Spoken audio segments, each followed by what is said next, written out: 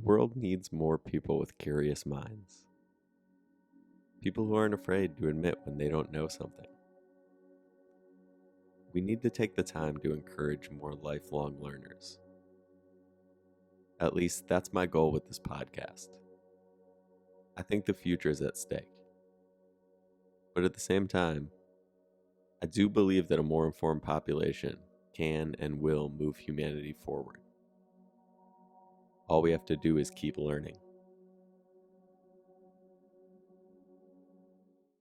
In the Pacific Ocean, somewhere between Guam and the Philippines, lies the Marianas Trench, also known as the Mariana Trench. At 35,814 feet below sea level, its bottom is called the Challenger Deep, the deepest point known on Earth. In fact, to put it into perspective, think about the Titanic, which was found 12,600 feet below the surface of the Atlantic Ocean, nearly 2.4 miles down. The Challenger Deep is nearly 3 times deeper than that. That comes from an article found on the U.S. Department of Defense's website, which was written by Katie Lang. And all right, everybody, you've probably guessed it by now. I recently learned about the deepest point in the ocean. It's known as the Challenger Deep. Now, to give you some context, the summit of Mount Everest is over 29,000 feet high. The Challenger Deep is 6,785 feet deeper than that. Commercial airlines typically fly at around 35,000 feet. That's how far below the surface of the ocean we're talking about. To put it another way, the Challenger Deep is 6.8 miles deep. Now, the reason that it's called the Challenger Deep is that the HMS Challenger was the name of the first ship to ever measure how deep it was. The ship took nearly 70,000 nautical mile exploratory journey around the world. And while they were on that journey, they did things like catalog water temperature, and they looked at a bunch of new species. They actually ended up finding out over 4,000 new species on the journey. And they also measured the depths of different parts of the ocean. And take a second right now to just think when you think this voyage might have taken place. Just take a second, think about when in history this voyage may have taken place, where they measured the Challenger Deep for the first time. The HMS Challenger measured the Challenger Deep for the first time on March 23rd, 1875.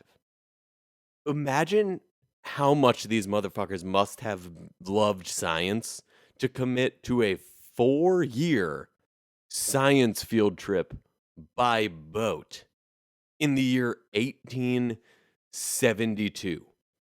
Because I ended up finding out that the HMS Challenger voyage left to begin their exploration in 1872 and didn't finish their journey until 1876.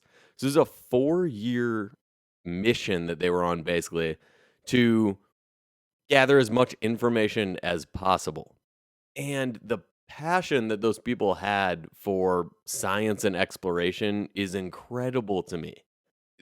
The reality is that they're sitting around in 1872, and according to the research I did, a crew of approximately 237 people set out on the expedition.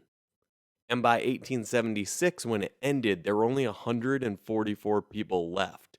And that was due to things like injury, illness, death, desertion, and just departures. They started with over 200 people. And think about that. The fact that this voyage happened 7 years before the light bulb was invented, and they still had over 200 people look around and go, all right, so how big is this boat? Okay, 200 feet. So that's like looking around here. It's like a foot per person. Sick. Yeah, that's okay. Sick, sick. That sounds good. All right. Well, yeah. I mean, that's all I need to hear. Let's do this. Let's do some science.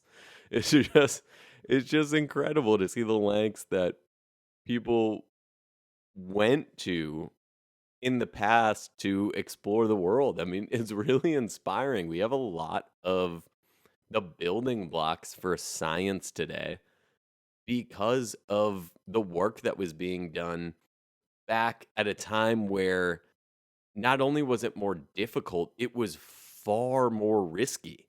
Back then, it was way more dangerous to do science, to be honest, just like this, to get on a boat and go out and set off on this 4-year expedition to be able to catalog different species and look at the depths of the ocean because it's important. The reason that they started off on the voyage was thought that, well, part of the reason was they thought that if they could get to the parts of the ocean that were the deepest and figure out how deep they were, then they could start working on a plan to eventually be able to get to those points because they thought they would probably show fossils.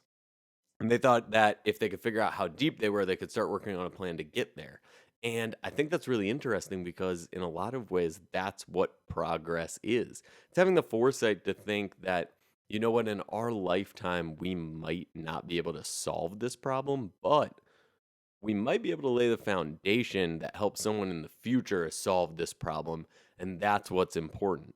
I think that's such a cool thing about science, and that's a thing that gets overlooked so many times with short-sighted people is the idea of let's just at least start the research and start the conversation because this could help us have a better understanding of something in the future.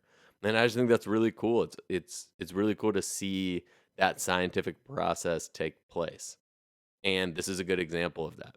So, anyway, the scientists on board were able to measure the depth of the Challenger Deep by using what was called a weighted sounding rope. And it's exactly what you think it is. It's literally just a weighted rope. They basically attach a lead weight to the end of a rope, and then they mark off certain distances on the rope so they can see them passing through the water. And they would shout out how deep that weighted rope is going, and that's how they would be able to measure the depth of stuff. Now, a as I've said before on this show, it's important to admit when you don't know something and not be afraid to ask stupid questions, but this is an instance where I don't know how that happened to begin with. I mean, whenever you see a deep sea voyage, they need like a special submarine that helps protect them from the pressure underwater. And then yet a rope with a weight on the end of it can just float on down to infinity and then get pulled back out of the ocean with no more effort than just a few guys in their free time on the boat being like, let's check over here. Let's see how deep this shit is. Like, they're not, I would think that going that far down would have some sort of issue with the rope. Like, i- if you think about it, it's like, why, if the ropes just work, why wouldn't they make the submarines out of ropes then? I mean, like, if the ropes are able to withstand the pressure. And I'm obviously kidding there, but when you think about it, it's like, could you put enough pressure on the rope to break it? Like, if you lay a rope on the ground and you put some crazy amount of weight on top of it, would it break the rope if it was just pressure? It's not cutting. It's not like an edge cutting into it. It's just pressure. Would the rope break? And I guess it wouldn't. I mean, the lead would be fine. I guess I don't know. But I think since they've been doing this since ancient times, and I'm not saying that ocean depth is a conspiracy and it's all a hoax. I guess it's just one of those things that I would have to look at more to find out exactly how depth sounding works, but that's just I know I'm off on a tangent here, but that's just something that I thought of. But regardless, nowadays they only use that form of depth sounding as a like a backup plan. Nowadays, they use what's called echo sounding. That's like the current technological form of measuring the depth of the ocean. But they will still use traditional sounding as a backup if need be. So I think that's pretty cool that they still have this form of measurement they've been using since, like I said, ancient times. There are historical records of this going way, way farther back than the 1870s. So it's kind of cool that they still use that as a backup. But um, so anyway, even though those scientists in the 1800s measured the depth for the first time, and we've known about it for this long, still there's only 3 people in history who have made it to the Challenger Deep. The first 2 men who did it made the voyage 60 years ago. Navy Lieutenant Don Walsh, who was a submariner, and explorer Jacques Piccard made a 5-hour journey to the Challenger Deep on January 23rd, 1960. They had a special submarine that was actually created by the US Navy that allowed them and the submarine to be able to withstand that pressure I was talking about when they got down to those really deep points in the ocean. The only other person outside of those two to make the descent to the Challenger Deep is director James Cameron, and he did it in 2012. And that's right, it's the same James Cameron who directed Titanic and Avatar. And interestingly enough, he's apparently a big fan of these underwater voyages because on September 11th, when the World Trade Center was attacked, James Cameron was actually underwater with a film crew and his good friend, the late Bill Paxton, and they were exploring the wreck of the Titanic for a documentary he made called Ghosts of the Abyss. So they actually found out through like radio communications that September 11th had happened while they were exploring the wreck of the Titanic, which I just think is a crazy story in general. But anyway, so James Cameron, he also made some other documentaries which uh, covered these types of topics of like deep sea exploring. He made a documentary of his solo dive to the Challenger Deep, and that was called Deep Sea Challenge 3D, which was like an IMAX film. And I think that film sounds amazing. I mean, that's the type of IMAX film, like, you know what I'm saying? You go in there, you know, you make sure you're focused, you're ready to watch that thing. You make sure you take your vitamins and you just sit down and strap in for that for that IMAX experience. But he also had made a third documentary about deep sea marine life, and that was called Aliens of the Deep. And yeah, I mean, the fact is there are 3 people in history that have seen the deepest part of the ocean. And yet, I want to take a second to go back and sort of pivot away from people for a second and go back to something I just mentioned, which is deep sea marine life. Remember that dive in 1960 that was taken by Lieutenant Walsh and Jacques Picard? Well, Lieutenant Walsh talked about whether or not they saw marine life down there in an interview, and he said, quote, "As we approached the seafloor, we could see it coming up. And we did about a foot long, and we did see about a foot long flat fish, like a halibut, something small. But that told us quite a bit. Just that one glimpse, because that's a bottom dwelling form, 2 eyes on one side. And if there's one, there's more. That tells you there's also sufficient oxygen and food at that depth because they're bottom dwelling," Walsh said.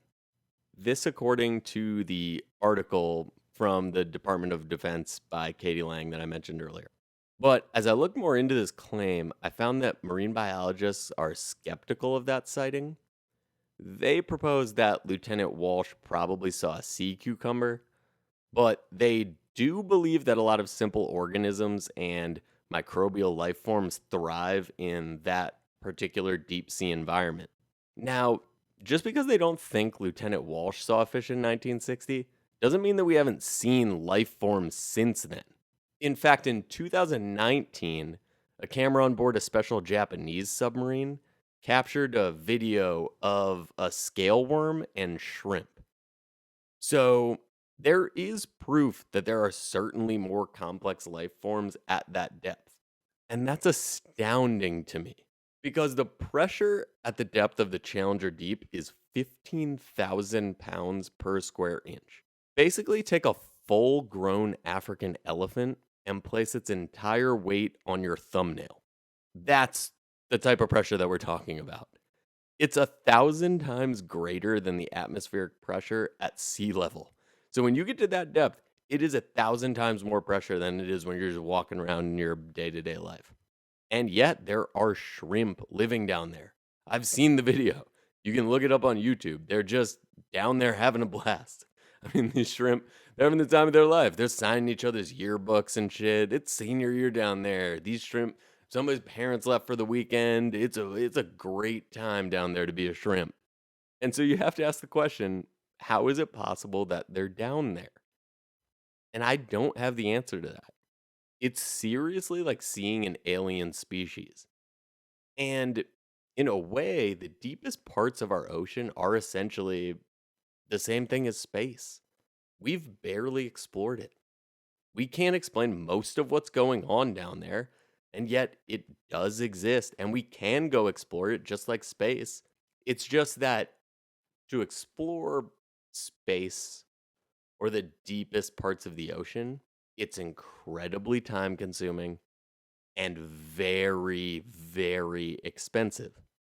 But the difference between the ocean and space is the fact that we know with absolute certainty that the deepest parts of the ocean somehow support life.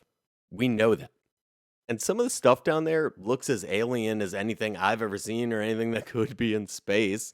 I mean, there are seriously some deep sea creatures that I think you would only encounter in a fever dream or like a mushroom trip.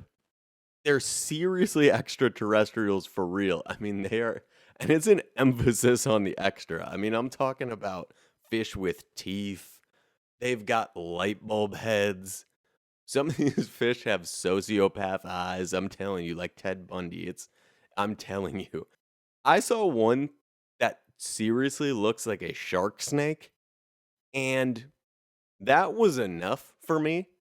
But then I found out that they can grow to up to 7 feet long. And those aren't even the fish that are at the super deep depths. Those ones are even scarier because they don't make any fucking sense to me. For example, at 13,000 feet below sea level, you will find the Dumbo octopus. And please, do yourself a favor and go look this thing up. It looks almost exactly like what you would think it looks like, and it makes no sense. Like, I'm telling you, when you see it, first of all, you're gonna be glad you looked it up. It's a cute animal. It really is. Like, it's a cute animal, but I am terrified of it. Like, how the hell does this little squishy body and eyeballs, like actual eyeballs, withstand the pressure at 13,000 feet below the surface of the ocean? It's just preposterous. I don't know how, when you see this thing, it's like, how does it not just completely get crushed by the pressure? I have no idea. But if you don't think that's crazy enough, that's fine. Why don't you just go ahead and dive down to almost 27,000 feet and take a look at the nightmare that is one particular species of snailfish that I found? What does it eat down there? How is it seeing in the dark 27,000 feet under the surface of the ocean? How long has it been alive? And is it possible that there's somehow babies of it being born somewhere at that depth with that level of pressure? These are all things that I would like answered. And yet it seems like we don't have an easy answer for any of those questions. And it's so fascinating to me that we think of space as the final frontier.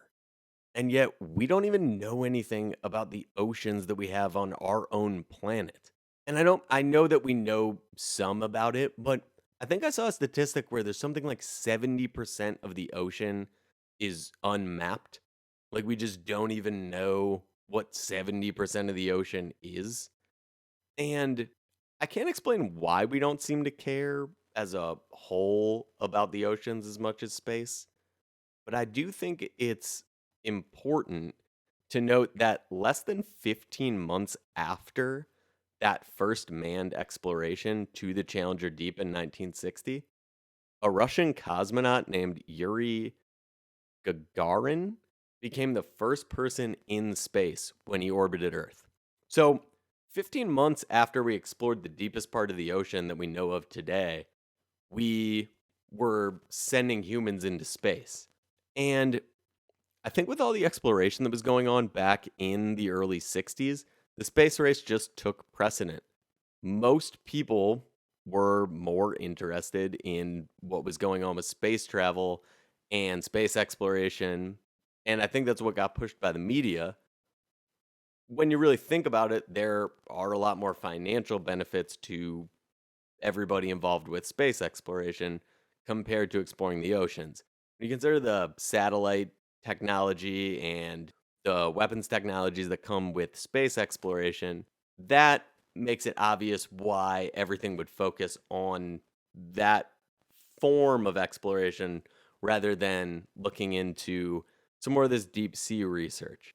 But I want to leave you with this thought.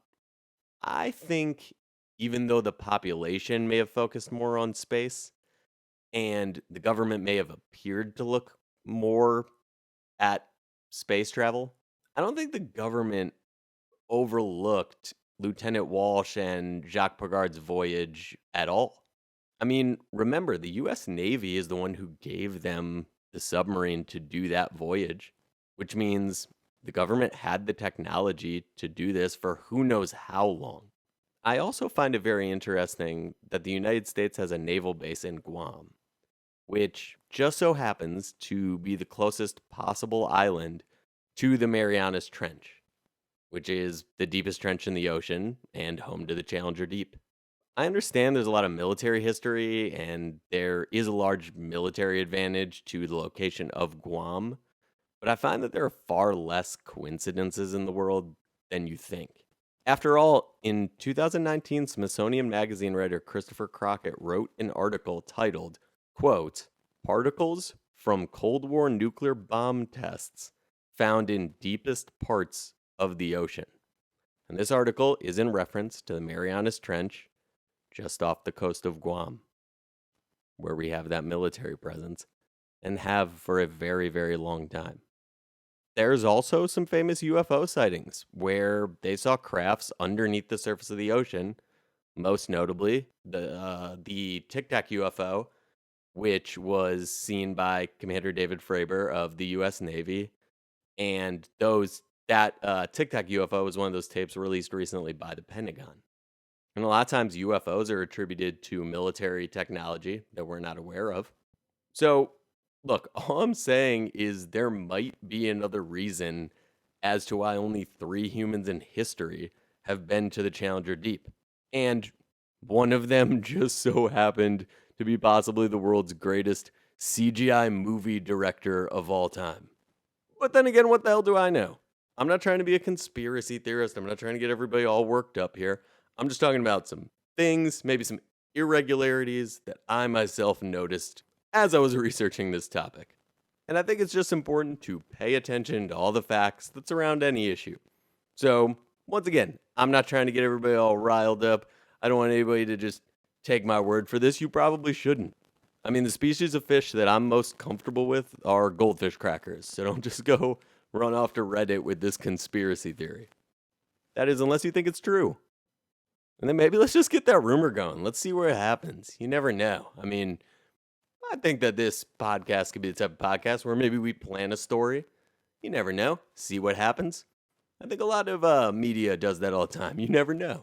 If you think it's maybe true, maybe we just see where it goes. You know, who knows? Who knows? That's all I'm saying. Anyway, as always, shout out to my family and friends. I do want to make sure that I end every podcast thanking the people who helped me get here. But I especially want to take a second to thank all of you for tuning in. I'm loving doing this podcast, and the feedback I've been getting has been just so cool. I just want to keep encouraging people to go out and learn things. I think a more informed population is the best way for us to move humanity forward. So, thank you for tuning in. I seriously, I really appreciate it. This has been awesome, and I just can't wait to keep putting out content for you guys. I love all of you. Thank you for tuning in. I hope everybody has a great day, and I'll see you guys next time on Nick Learns Everything.